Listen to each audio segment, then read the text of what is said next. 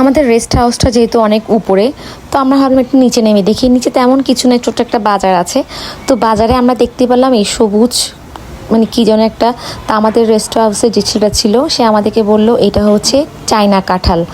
এটা খেতে নাকি অনেক মিষ্টি হয়, আবার টকও হয়।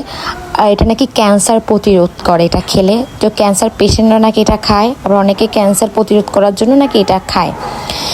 তো আমরা ভাবলাম আমরা একটা খেয়ে দেখি এটা কেমন টেস্ট কি না কেমন। আমার কাছে তো এটা একদম আতা ফলের মতো মনে হয়েছে, যেটাকে অনেকে শরীফা বলে আর আমরা বলি এটাকে আতা ফল।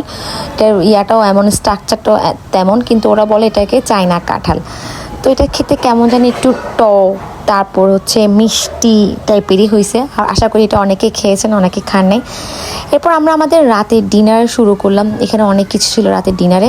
তো রাতের ডিনারে আমরা সবচেয়ে স্পেশাল জিনিস খাবো, সেটা হচ্ছে ব্যাম্বো চিকেন। আমার জীবনে কখনো আমি ব্যাম্বো চিকেন খাইনি, ভাবছিলাম বান্দরবনে এসে আমি ব্যাম্বো চিকেন খাবো। এত সুন্দর করে এটা দেখাচ্ছিল, মানে এত টেস্ট ছিল। আমার কখনোই চিকেন খাওয়া হয়নি। আশা করি আপনারা যারা যারা বান্দরবন যাবেন তারা অবশ্যই ব্যাম্বো চিকেন ট্রাই করবেন।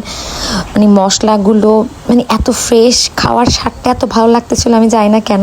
হয়তো আমি ফার্স্ট টাইম খেয়েছি, আমার তেমন মনে হয়েছে। আমরা 2টা ব্যাম্বো চিকেন নিয়েছি। এরপর আমরা আবারও রাতের পাহাড় এনজয় করতে চলে গিয়েছি খাওয়া দাওয়া করে। সবাই ভালো থাকবেন, আল্লাহ হাফেজ।